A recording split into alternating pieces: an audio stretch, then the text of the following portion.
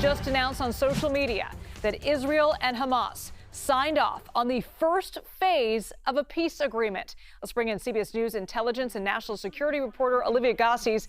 Olivia, thank you for being with us. President Trump says there is an agreement on this first phase of the peace plan. What does that entail? That's right. This was as much of a nail-biter as there ever was. There had been expressions of cautious optimism throughout the day, but it really came together this evening with the president's announcement. I mean, even as of this morning, Secretary of State Marco Rubio was slated to travel for a day to Paris to meet with foreign ministers from the region about governance in post-war Gaza. He told lawmakers instead that he called off that travel because this deal was close and it would require him possibly to travel to the region instead. An eagle-eyed photographer even captured a moment when Secretary Rubio handed President Trump a note that said that the negotiators were very close and he had to approve this Truth Social post announcing the parameters of the deal.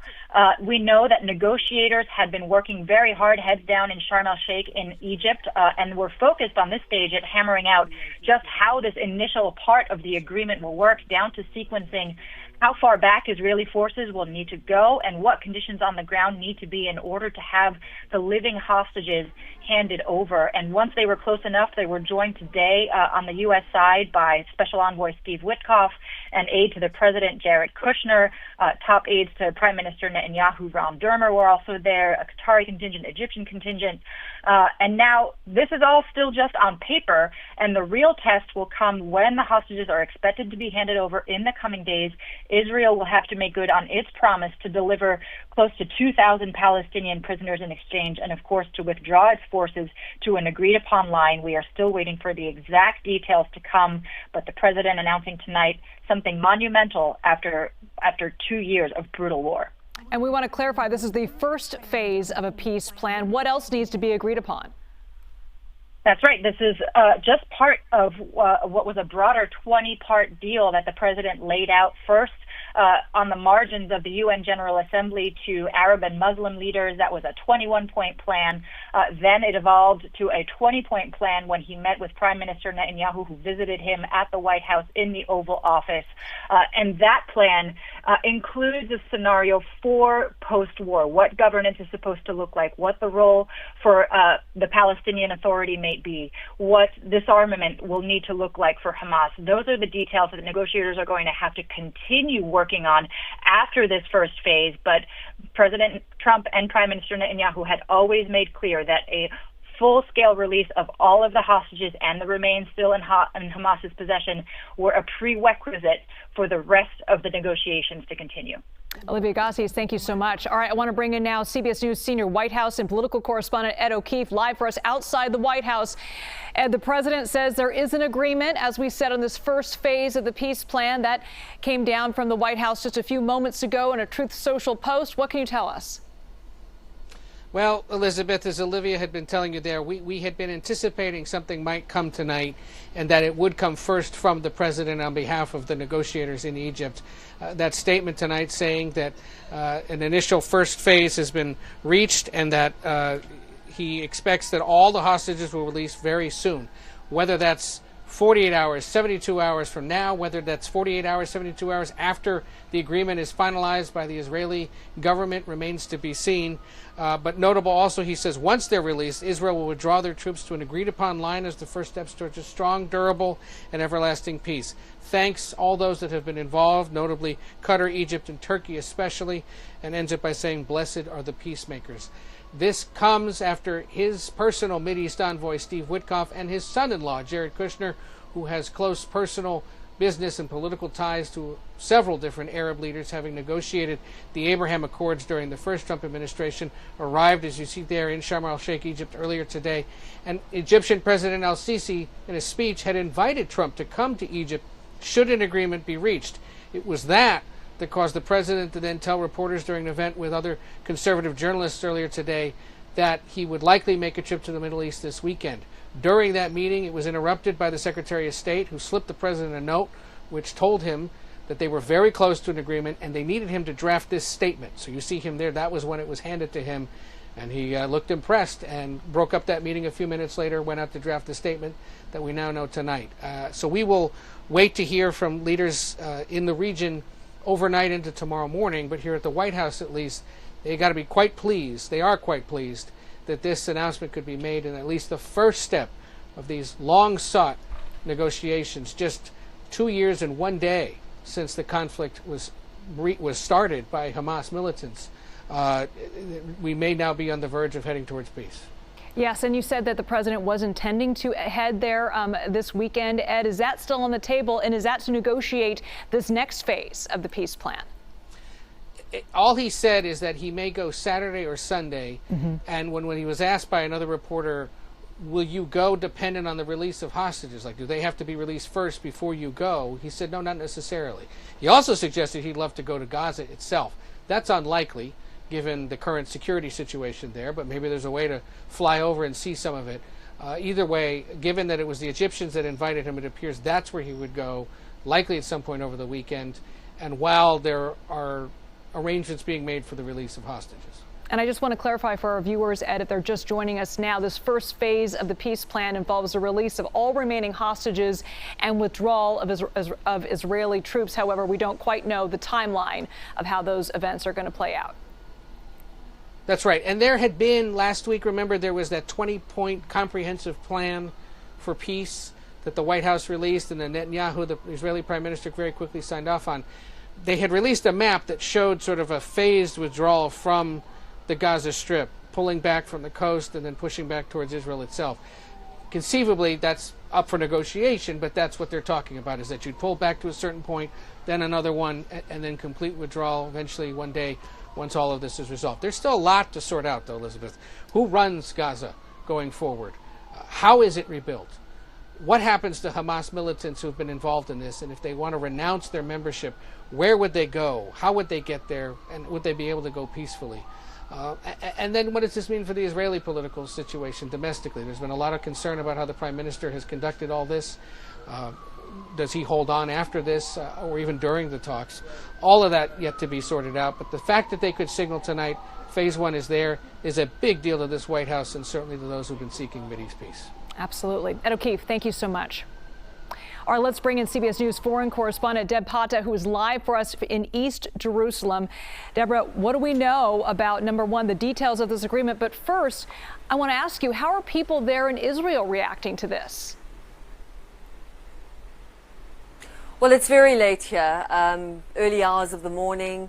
So there hasn't really been any official reaction. We've seen Prime Minister Benjamin Netanyahu post on social media that he hopes to bring the hostages home soon. But this is going to be a huge moment for the families of hostages still in Gaza.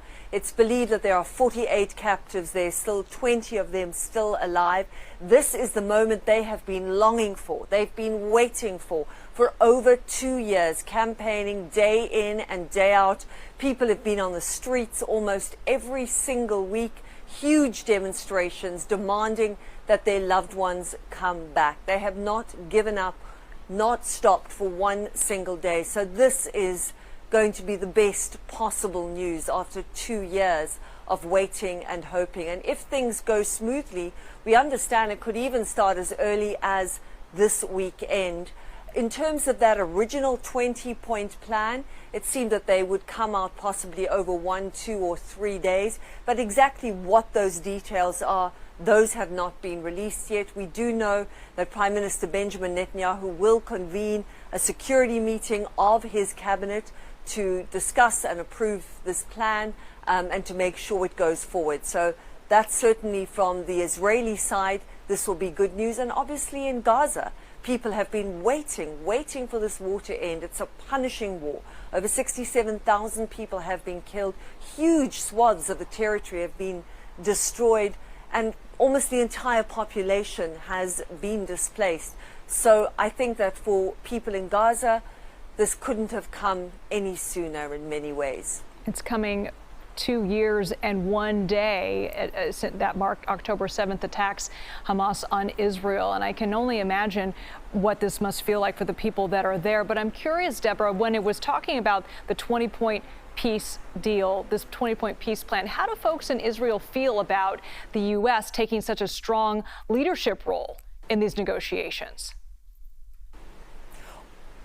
Well, certainly from the side of the hostages and many of the people who've been out in the streets demanding that their prime minister bring their loved ones home, they're very grateful for the U.S. involvement and have said so repeatedly. In fact, the hostage families even sent a letter to the Nobel Peace Committee saying that nobody has done more for peace in this region than President Trump. So they are thrilled that as far as they're concerned, the U.S. is an integral part of this peace plan, and they've long been campaigning Washington to be involved, to make sure that this happens. So from their side, this will be a very, very welcome move indeed. From the side of Hamas, they too have put out a statement tonight saying that they appreciate the efforts of both the United States and the mediators to get involved and to get the deal this far. What they do keep reiterating from Hamas's side is that they want to ensure that the guarantees are there that Israel sticks to the deal. For Hamas, this means that Palestinian prisoners will be released, that there'll be a staged Israeli withdrawal. What that will look like, we don't actually know, but we know at one point they were demanding that that withdrawal should happen as the prisoners are being released. Whether that's the case, we don't know. And of course, then there's those sticking points: disarmament, their potential exile from Gaza. Is that going to happen? And have those details been worked out? That is not clear. So there's still a long way to go. But in terms of hostages coming home, that looks like it could happen very soon. That is a huge development in this. Deb Pata, thank you so much from East Jerusalem. All right, let's bring in CBS News Middle East reporter Courtney Keeley. Courtney, this first phase of the peace plan, again, including the release of those hostages, a relief to folks in Israel, and also the withdrawal of Israeli troops. And I'm curious, you're speaking to people on both sides of this issue, and you have contacts there in the Middle East. I'm curious what you're hearing from people there on the ground. I know it's very early in the morning there. Yes, it's very early in Gaza. It's very early in Israel and Jerusalem. But this is a peace deal that people almost dared not believe could happen. Now, we were commemorating October 7th yesterday, and the first thing that I got on October 7th was a message from a family in Gaza that said, "We're entering the third year of war. God help us." And now we're seeing President Trump say, "Blessed are the peacemakers." And the peacemakers and the negotiators in Egypt gave him his due. There were pictures of them hugging. There was a picture of the top intel chief that really represents President Erdogan of Turkey in the room. Hugs were happening, but they waited about an hour for President Trump to take that victorious lap on Truth Social. We've heard from Karen Levitt that he has a doctor's appointment, that he should travel on Friday. We're also hearing from a statement posted by Benjamin Netanyahu that it's a great day for Israel. He'll convene the government to improve the agreement and bring all our dear hostages home. He thanked the historic soldiers of the IDF and those whose courage and sacrifice had gotten them to this day. Now, Hamas was decimated. All their top leaders were taken out. The more of the external forces in Qatar were at Khalil al-Hayya, the top negotiator, was in Egypt. But we saw the Qatari prime minister. We saw the top spokesperson and the person closest to President Erdogan. We saw all these people in the room coming together. And when President Trump thanks Arab and Muslim leaders, it's sincere. He started this in his administration by making that trip to Saudi and the UAE and Qatar. It continued recently with that security agreement with Qatar. The Arab and Muslim populations and the Arab and Muslim leaders want the Palestinians to see relief. They want to see this peace. It works for everyone. It's in their self-interest. And now that Hamas really is just a small group of militants left on the ground, young men taking up arms, we'll have to see how they disarm all of these people in Gaza. There's a complete breakdown of rule of law. That will be important. Every step will be important. But you see the agreement. I don't think the Palestinians dare to breathe a sigh of relief, but when they see that humanitarian aid coming in, when they see that there's a new framework and leadership coming in and the Israelis can move back, they're living in tents, they're bathing in dirty, polluted, raw sewage and sea what in the sea. They're having all sorts of medical issues, so it's going to have to be almost triage going in there with humanitarian groups. And there was mention that President Trump wants to go to Gaza. The only way I can see that happening is if he went from the Egyptian side. Sharm el-Sheikh is on the Sinai. You can travel down to Rafah, which is the southern border of Gaza, and there could be a kind of humanitarian zone. We've seen some of the top American leaders kind of go in that area that would be safe and secure. But we'll see what security-wise, what's possible and where this will happen. I mean, the president being in person, thanking all the leaders that he's worked with, and it is an historic day. Now, obviously, we'll get mired in details, but the killing should stop, the displacement should stop, and the hostages should be released. Now, we're looking at a 72-hour timeline after the Israeli government convenes and signs that off. But according to Prime Minister Netanyahu, it looks like he's ready to get this done too. Courtney Keeley, thank you so much.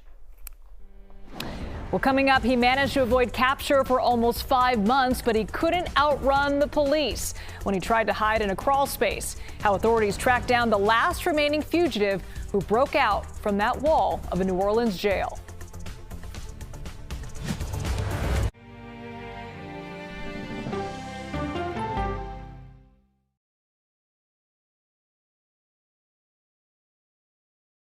No matter how you start your day, one thing is very clear. CBS Mornings is the best way to start your day. Could this change the way that we think about vaccines? Rent at an affordable level and invest. Initiatives aimed at making infant formulas safer. I love when we provide information like this to new parents. CBS Mornings. Weekdays at 7. Do you believe this case could be solved? Yes, I do. I never would have guessed how this ended. 48 Hours, now streaming on CBS and Paramount+. CBS Sunday night. Here we go. The ultimate tradition continues. From what I've seen, it's like chaos. America's longest-running news magazine show is back. For 60 minutes! 60 minutes. With a new season. Hey, let's go. You're willing to talk about anything. I'm open to all of it. Ask me the hard-hitting questions. So how do you get over the nerves? Honestly, it's a whole bunch of mind The most influential people. Who's the best coach in college football? Let me see a mirror so I can look at it. Are you a billionaire yet? None of your business, man. You trying to get me robbed? Investigative journalism. Am I getting a real look at what life is like in here today? Absolutely not. Do you think people visiting know that these were looted? When stories threaten our way of life, 60 Minutes demands answers. This is the pager that Hezbollah was using. Do you have hope that you may find him yet? They were asking me to do something that was illegal. They're fighting for faulty parts? Yeah. What is the most important takeaway for our audience? How big of a problem is doping? Where was the military? Why are people suspicious? That sounds like a problem. How is this possible? Oh, come on. Come on. Whoa. Wow. What is going on?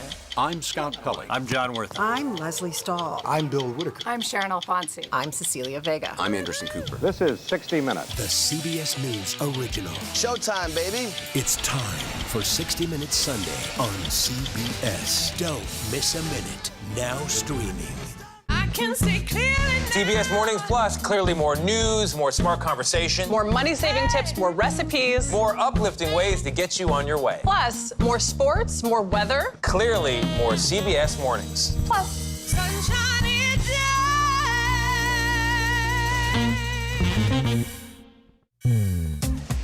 I'm Major Garrett in Washington, inviting you to the Takeout. Politics, policy, people, and pop culture served up weeknights. What's on the menu? Plenty. The day's happenings with curiosity and formality and humor. It's serious discussion, but we do not take ourselves too seriously. Who is a better speaker, Mike Johnson or you? Oh, come on. Join me on the Takeout. Streaming right here on CBS News 24/7.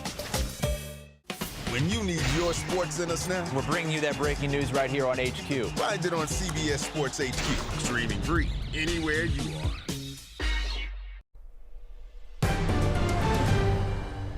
The gridlock in Washington is continuing to impact the nation's skies, with air traffic control operations hanging in the balance. They are required to keep working during the shutdown, but like all federal workers, they don't know when they'll get their next paycheck, something union leaders are calling unacceptable. No American should ever have to choose between serving their country and feeding their family. No, that's not what America is all about. This is not who we are. But that's exactly the choice being faced